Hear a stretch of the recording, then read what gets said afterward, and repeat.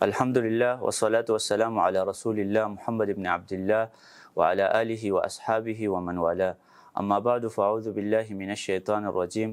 بسم اللہ الرحمن الرحیم.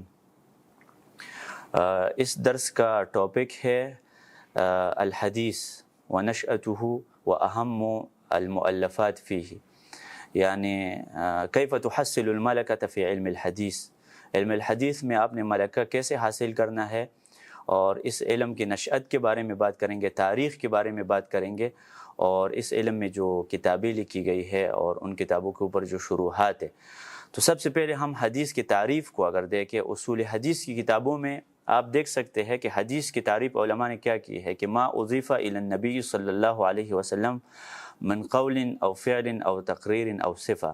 نبی صلی اللہ علیہ وسلم کی طرف جو چیز منسوب ہے تو اس کو حدیث کا نام ہم دیتے ہیں. حدیث جدید کے معنی میں ہے، کیونکہ قرآن مجید اللہ تعالیٰ کا کلام ہے، تو قرآن مجید قدیم ہے، یعنی پرانا ہے. اللہ تعالیٰ بھی قدیم ہے اور قرآن مجید بھی قدیم ہے. اگر کہ اللہ تعالیٰ کے لیے قدیم کا لفظ اس میں اشکال ہے. شیخ البانی رحمہ اللہ نے امام طحاوی رحمہ اللہ کے اوپر اعتراض کیا کہ آپ اللہ کو قدیم، لیکن یہ علماء نے کہا کہ حدیث کو حدیث اس لیے کہا جاتا ہے کہ حدیث قرآن مجید کے بنسبت جدید ہے، کیونکہ رسول اللہ صلی اللہ علیہ وسلم کا کلام یہ جدید ہے اور اللہ تعالیٰ کا کلام یہ قدیم ہے. تو یہ ایک تو لغوی تشریح ہے، اور اصطلاحی تعریف آپ سب جانتے ہیں کہ رسول اللہ صلی اللہ علیہ وسلم کے قول کو، جیسے انما الاعمال بالنیات، یہ نبی صلی اللہ علیہ وسلم کا قول ہے، اس کو بھی حدیث کہا جاتا ہے. سنت بھی آپ اس کو کہہ سکتے ہیں، اثر بھی کہہ سکتے ہیں، اور خبر بھی کہہ سکتے ہیں. اگر کہ بعض علماء حدیث اور خبر کے درمیان فرق بیان کرتے ہیں، جیسے حافظ ابن حجر نے نخبۃ الفکر کی شرح میں جو نزہۃ النظر نام ہے، اس میں حدیث اور خبر کے درمیان فرق بیان کیا. لیکن حدیث کو خبر بھی کہا جاتا ہے، اہل الحدیث، اہل الخبر، اہل الاثر، اہل السنہ، سنت بھی کہا جاتا ہے. تو یہ حدیث کے مختلف نام ہیں. بہرحال نبی صلی اللہ علیہ وسلم کا قول یا پیغمبر علیہ السلام کا فعل یا تقریر سے مراد یہ اردو کی تقریر نہیں ہے، بلکہ اگر کوئی صحابی کوئی عمل کرے اور رسول اللہ صلی اللہ علیہ وسلم خاموش ہو جائے تو اس کو تقریر کہا جاتا ہے. جیسے خالد بن الولید نے ضبط کہا تھا اور نبی صلی اللہ علیہ وسلم نے خاموشی اختیار کی تھی، تو یہ تقریر ہے. یعنی رسول اللہ صلی اللہ علیہ وسلم، کیونکہ سکوت رضا کے اوپر دلیل ہے کہ وہ راضی ہے اس چیز کے اوپر. تو نبی صلی اللہ علیہ وسلم کی پھر صفت ہے جو شمائل رسول اللہ صلی اللہ علیہ وسلم کے خلقی یا خلقی، یعنی نبی صلی اللہ علیہ وسلم کے اخلاق کے بارے میں جو احادیث ہے، یا ان کے جو جسم کے حوالے سے جو احادیث ہے کہ ان کی داڑھی کیسی تھی، ان کا چہرہ مبارک کیسے، تو یہ بھی صفت یہ بھی احادیث میں آتے ہیں. تو یہ احادیث پھر رسول اللہ صلی اللہ علیہ وسلم کو جب اللہ تعالیٰ نے مبعوث کیا اس ٹائم سے یہ حدیث پیدا ہوئے ہیں. لیکن ابتدا میں یہ تھا کہ حدیث کی کتابت سے رسول اللہ صلی اللہ علیہ وسلم نے منع فرمایا تھا، صحابہ کو منع کیا تھا کہ آپ احادیث نہ لکھیں. اور اللہ تعالیٰ نے نبی صلی اللہ علیہ وسلم کو دو چیزیں دی تھی. تو ایک چیز قرآن ہے، الا انی اوتیت القرآن ومثلہ معہ، اور دوسری چیز وہ قرآن کے مثل ہے. تو حدیث اور قرآن میں کوئی فرق نہیں ہے. جو لوگ یہ کہتے ہیں کہ احادیث ظنی ہے اور قرآن یقینی ہے، ان کے خلاف کئی علماء نے کتابیں لکھی. ابن حزم رحمہ اللہ نے اس مسئلے میں کام کیا کہ احادیث یقینی ہے، اور شیخ البانی نے اس حوالے سے کتاب لکھی ہے. اور اسی طرح شیخ ثناء اللہ زاہدی نے کتاب لکھی ہے کہ احادیث الصحیحین بین الظن والیقین. تقریباً 500 علماء کا فتویٰ لے کے آئے ہیں اس میں کہ احادیث یقینی ہے. کئی اس پر اجماع تھا. یہ تو بعد میں معتزلہ نے یہ کہا کہ احادیث ظنی ہے اور حدیث اور قرآن میں. تو حدیث اور قرآن میں کوئی فرق نہیں ہے. جو لوگ فرق کرتے ہیں یہ کفر کی طرف مفضی ہے. اللہ سبحانہ و تعالیٰ کا ارشاد ہے وَيُرِيدُونَ أَن يُفَرِّقُوا بَيْنَ اللَّهِ وَرَسُولِهِ. تو بعض لوگ اللہ اور رسول کے درمیان فرق کرتے ہیں، کہتے ہیں کہ ہم قرآن مانتے ہیں اور حدیث کو نہیں مانتے. اور اللہ تعالیٰ کہتے ہیں اولئک هم الکافرون حقا. اگر کوئی یقینی کافر ہے تو صرف یہ لوگ ہیں. کوئی اگر یقینی کافر ہے تو یہ لوگ ہیں جو احادیث کو ظنی سمجھتے ہیں اور قرآن کو یقینی، اور پھر بانے بنا کر احادیث اور قرآن مجید کے درمیان ٹکراؤ پیدا کرنے کی کوشش کر کے احادیث کو رد کر دے. بہت سارے لوگوں نے، لیکن الحمدللہ حدیث کی خدمت کے لیے بہت سارے علماء نے کتابیں لکھی ہے. میرا ایک دوست ہے، انہوں نے اسلامک یونیورسٹی میں پی ایچ ڈی کی تھیسس لکھی ہے اس موضوع پر. وہ تھیسس میں نے پوری پڑھی ہے. اس میں تقریباً 65 کتابوں کا جو صرف پاکستان میں حدیث کی دفاع کے لیے 65 کتابیں لکھی گئی، جس میں شیخ زبیر علی زئی رحمہ اللہ کی کتاب ہے، اور ڈاکٹر زبیر کی کتاب ہے، ابو یحییٰ نورپوری کی کتاب ہے، اور ہمارے شیخ عبدالسلام رستمی کی کتاب ہے انکار حدیث سے انکار قرآن تک، یعنی جب آپ قرآن حدیث کا انکار کرتے ہیں تو کل آپ قرآن کا بھی انکار کریں گے۔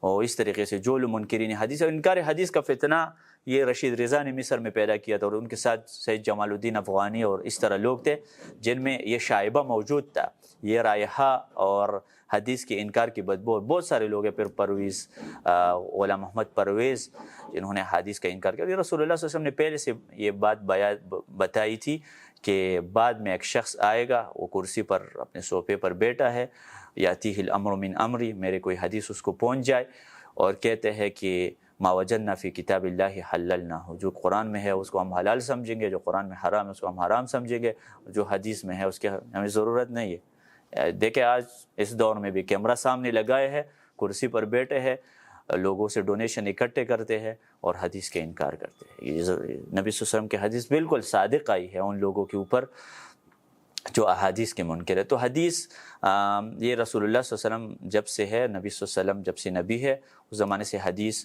لیکن صحابہ ابتدائی دور میں حدیث کے لکھنے سے رسول اللہ صلی اللہ علیہ وسلم نے منع کیا تھا، اور پھر بعد میں صحابہ نے حدیث لکھنا بھی شروع کر دیا تھا۔ اور پھر امام مالک رحمہ اللہ کے زمانے میں، یہ امام مالک رحمہ اللہ ابو حنیفہ کے ہم عصر ہے، کیونکہ یہ ثابت ہے کہ امام مالک اور امام ابو حنیفہ رحمہ اللہ ایک دوسرے سے ملے ہیں۔ ٹھیک ہے، اس میں اختلاف ہے کہ ابو حنیفہ رحمہ اللہ تابعی ہے یا نہیں، اس میں اختلاف ہے۔ راجح یہ لگتا ہے کہ امام ابو حنیفہ رحمہ اللہ امام انس ابن مالک سے ملا ہے، کیونکہ انس ابن مالک رضی اللہ عنہ 93 ہجری میں فوت ہوئے ہیں، اور امام ابو حنیفہ 80 ہجری میں پیدا ہوئے تھے، تو تقریباً 13 سال کے تھے جب انس رضی اللہ عنہ سے وہ ملے تھے۔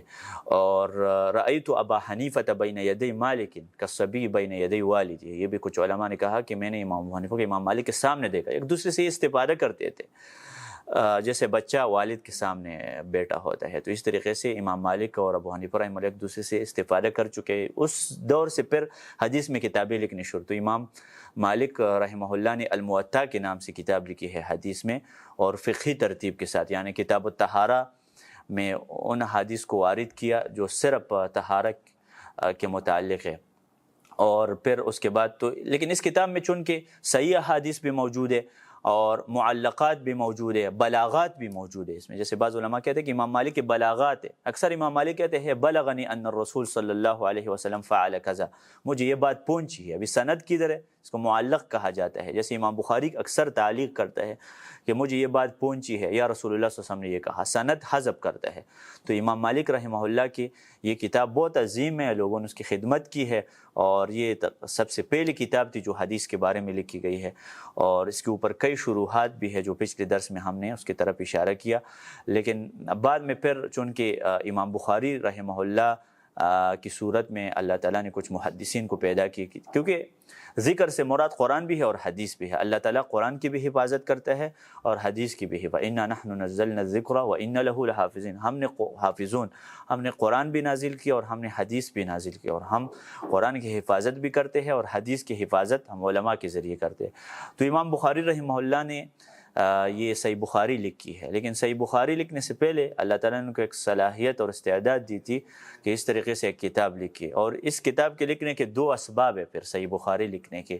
ایک یہ ہے کہ انہوں نے خواب دیکھا کہ میں رسول اللہ صلی اللہ علیہ وسلم سے مکیوں کو دور کرتا ہوں، نبی صلی اللہ علیہ وسلم کو خواب میں دیکھا تھا، اور ایک یہ تھا کہ ایک اچھے استاذ کا مشورہ، اسحاق ابن راہوی نے ان کو یہ مشورہ دیا تھا کہ لو جمعتم کتابا، آپ سے پہلے تو لوگوں نے کتابیں لکھی ہے لیکن وہ احادیث کے بارے میں ہے، اس میں صحیح حدیث بھی ہے ضعیف بھی ہے، اگر آپ ایسی کتاب لکھ کے کہ اس میں صرف صحیح احادیث ہو اور رسول اللہ صلی اللہ علیہ وسلم کے صحیح حدیث کو ضعیف سے الگ کرے، کیونکہ اس زمانے میں لوگوں نے ضعیف احادیث اور منگڑت احادیث، اسباب الوضع کئی اسباب ہیں، یعنی حکمرانوں کے تقرب کے لیے، پیسہ کمانے کے لیے، زہد کی وجہ سے، دینداری کی وجہ سے، نوح ابن ابی مریم جیسے لوگوں نے، ابراہیم ابن غیاث جیسے لوگوں نے احادیث منگڑت احادیث بنائی تھی، شیعہ نے اور خوارج نے اپنے مذہب کی تائید کے لیے حدیث بنائی تھی۔ تو اس طرح حدیث کو پھر ابھی علماء کو ضرورت ہے کہ ضعیف حدیث کو صحیح حدیث سے الگ کر دے۔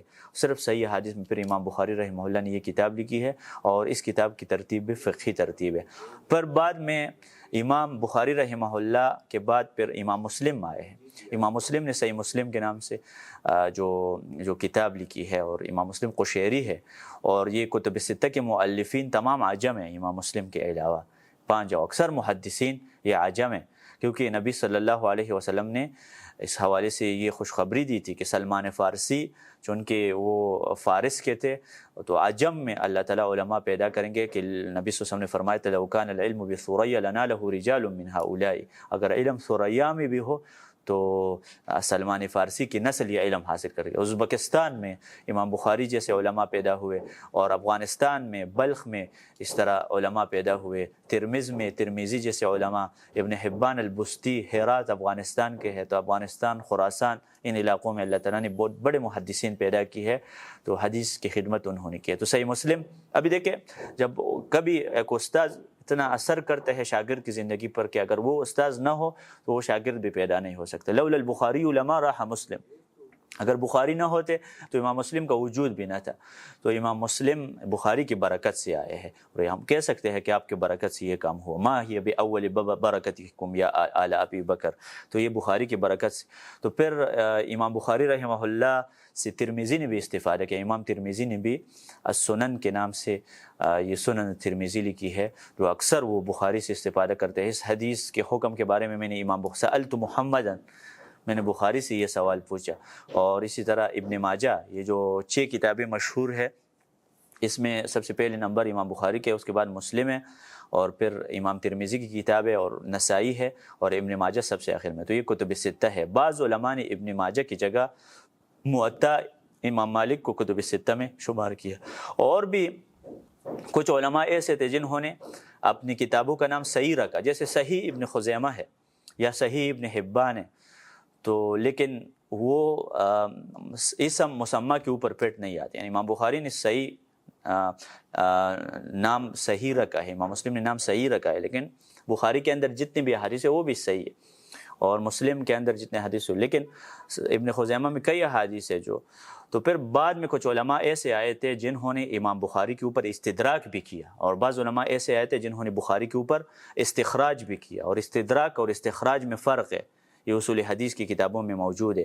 تو امام حاکم نے مستدرک کے نام سے کتاب لکھی تھی، اور بخاری اور مسلم کے شرط کے مطابق جو احادیث ہے، امام بخاری اور مسلم کا شرط کیا ہے؟ ان کا شرط یہ ہے کہ ضروری نہیں ہے کہ ہر صحیح حدیث ہم اپنی کتاب میں ذکر کریں، ان کا شرط یہ ہے کہ صحیح حدیث میں جو اعلیٰ درجے کی حدیث وہ ہم کتاب میں ذکر کریں گے۔ تو امام حاکم نے دیکھا کہ بخاری رحمہ اللہ سے کچھ احادیث رہ گئی ہے جو ان کے شرط کے مطابق ہے، لیکن انہوں نے ذکر نہیں کیا، اگر کہ اس مسئلے میں امام حاکم متساہل بھی ہے، اور اس بارے میں تفصیل تحفۃ الاحوذی مبارک پوری رحمہ اللہ کی کتاب میں موجود ہے کہ اگر امام حاکم یہ دعویٰ کرے کہ یہ حدیث بخاری اور مسلم کے شرط کے مطابق ہے، تو ضروری نہیں ہے کہ وہ اس کے شرط کے مطابق ہوگی۔ تو اس طریقے سے پھر استدراک بھی ہوا بخاری اور مسلم۔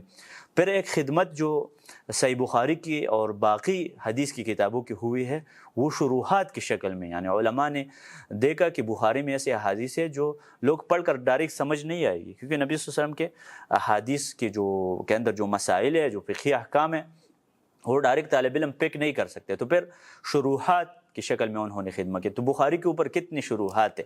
سب سے عظیم شرح فتح الباری ہے، حافظ ابن حجر رحمہ اللہ، اور یہ 2 کزن تھے، ایک مولا عینی تھا حنفی مذہب کا، اور ایک امام ابن حجر تھا، یہ دونوں کزن تھے، اور دونوں ایک ہی زمانے میں ان دونوں نے شروحات لکھی ہے۔ تو عینی نے عمدۃ القاری کے نام سے شرح لکھا، اور حافظ ابن حجر نے فتح الباری کے نام سے۔ امام شوکانی کو کسی نے کہا کہ آپ بخاری کا شرح لکھے، آپ نے تو نیل الاوتار جیسی کتاب لکھی ہے، تو بخاری کا شرح، انہوں نے کہا تھا لا ہجرت بعد الفتح، فتح کے بعد ہجرت نہیں ہے، یعنی فتح الباری کے بعد کوئی اور شرح نہیں چل سکتا۔ تو اسی طریقے سے پھر صحیح مسلم کا شرح امام نووی نے کیا ہے، اور بخاری کے اور بھی شروحات ہیں، جیسے التوضیح ہے، التوشیح ہے، اور کئی۔ اور اس کے بعد اگر آپ دیکھیں کہ ترمیزی کی شروحات میں آپ دیکھیں عارضۃ الاحوزی کے نام سے شرح ہے، ثناء اللہ مدنی رحمہ اللہ کی شرح ہے جائزۃ الاحوزی اور تحفۃ الاحوزی، یہ ترمیزی کی شروحات ہے۔ قوت المقتضی کے نام سے انور شاہ کشمیری کی شرح ہے، اور سنن ابن ماجہ کے اوپر آپ دیکھیں کئی شروحات لکھی گئی ہے۔ انجاز الحاجہ جانباز کی کتاب ہے، اور اسی طرح اس دور میں بھی اگر آپ دیکھیں تو نسائی کی کوئی طویل شرح وہ اسیوبی رحمہ اللہ سے پہلے کسی نے نہیں لکھی تھی، تو انہوں نے یہ اسیوبی رحمہ اللہ نے یہ شرح لکھا ذخیرۃ العقبہ فی شرح المجتبی، کیونکہ امام نسائی رحمہ اللہ کی دو کتابیں تھی، ایک السنن الکبریٰ اور ایک مجتبی۔ یہ جو مجتبی ہے مختصر ہے یہ سنن الکبریٰ سے، تو اس کی سنن نسائی کے اوپر کئی حاشیے تھے، جیسے سندھی کا حاشیہ ہے حیات سندھی رحمہ اللہ کا، اور کئی حاشیہ تھے، لیکن تفصیلی شرح یہ اسیوبی، اور اسیوبی رحمہ اللہ نے ابھی اس دور میں بھی اور کتابوں کے اوپر بھی شروع، جیسے ابن ماجہ کے اوپر بھی ان کا شرح ہے، اور صحیح مسلم کے اوپر البحر الثجاج، اسی طرح شروحات انہوں نے کہ جو تفصیل اس کے اندر موجود ہے۔ تو یہ تو احادیث کے حوالے سے۔ ابھی حدیث میں طالب علم کا منہج کیا ہونا چاہیے، یعنی اگر آپ نے حدیث کا علم حاصل کرنا ہے تو یہ نہیں ہے کہ ڈائریکٹ بخاری اٹھائی اور بخاری سے شروع کر دیا، بلکہ تدرج کے ساتھ آپ آئیں گے۔ تو تدرج کے ساتھ جب آپ آئیں گے تو حدیث میں سب سے چھوٹی کتاب عمدۃ الاحکام ہے، عبد الغنی مقدسی 600 ہجری میں یہ فوت ہوئی ہے، ان کی کتاب ہے عمدۃ الاحکام، تقریباً 400 حدیث کے اوپر یہ کتاب مشتمل ہے، اور اس کی شرح تیسیر العلام جو جامع ابی بکر کراچی میں مقرر بھی ہے، تو آپ تیسیر العلام پڑھیں عمدۃ الاحکام، اس کے بعد آپ منتقل ہو جائے دوسری کتاب کی طرف جو تھوڑی سی تفصیل ہو، عمدۃ الاحکام سے زیادہ احادیث ہو۔ ابھی عمدۃ الاحکام میں کیا ہے، احکام کے حوالے سے جو احادیث ہے وہ بخاری اور مسلم سے ماخوذ ہے، تو آپ دوسری کتاب المحرر جو ابن عبد الحادی کی کتاب ہے اس کی طرف منتقل ہو جائے، یا اللؤلؤ والمرجان فیما اتفق علیہ الشیخان، اس کتاب کو آپ پڑھیں۔ اس کے بعد آپ بلوغ المرام کی طرف منتقل ہو جائے، اور بلوغ المرام کے کئی شروحات ہیں، جیسے امام صنعانی الامیر صنعانی کی شرح سبل السلام، یا توضیح الاحکام کے نام سے شرح، یا عبداللہ فوزان رحمہ اللہ کی شرح، تو یہ بلوغ المرام میں تقریباً 1500 احادیث ہے۔ اس کے بعد پھر آپ بخاری کی طرف منتقل ہو سکتے ہیں، لیکن میرے خیال میں اگر فقہ کی کتاب آپ پڑھیں تو فقہ کی کتاب یہ معین ہے، مددگار حدیث سمجھنے کے۔ اگر آپ فقہ کی کتاب جیسے ابن قدامہ کے عمدۃ الفقہ پڑھیں تو آپ پھر صحیح بخاری کو سمجھ سکتے ہیں، اور اسی طرح اور بھی فقہ کی کتابیں ہیں، جیسے عمران لاہوری کی کتاب ہے فقہ الحدیث کے نام سے، اردو میں 2 جلدوں کی کتاب ہے، وہ اصل میں الدرر البہیہ شوکانی کی کتاب کا شرح ہے، یا شوکانی کی الدرر البہیہ اور اس کے اوپر صدیق حسن خان کی الروضۃ الندیہ، یہ کتابیں پڑھ کر بھی آپ احادیث کی کتابیں سمجھ سکتے ہیں۔ تو یہ اس طریقے سے آپ نے تدرج کرنا ہے، لیکن صرف سیلف اسٹڈی سے بھی کام نہیں ہوتا، بلکہ ایک استاد ضروری ہے۔ نبی صلی اللہ علیہ وسلم نے بھی فرمایا تھا تسمعون ویسمع منکم، آپ اساتذہ سے علم حاصل کریں گے اور تم سے بھی کچھ لوگ علم حاصل کریں گے، تو یہ علم مشافہتاً حاصل ہوتے ہیں۔ من کان استاذہ کتابہ کان خطأہ اکثر من صوابہ، جس کا استاذ کتاب ہو تو ان کی غلطیاں صحیح باتوں سے زیادہ ہے۔ وصلی اللہ تعالی علی خیر خلقہ محمد وصحبہ اجمعین۔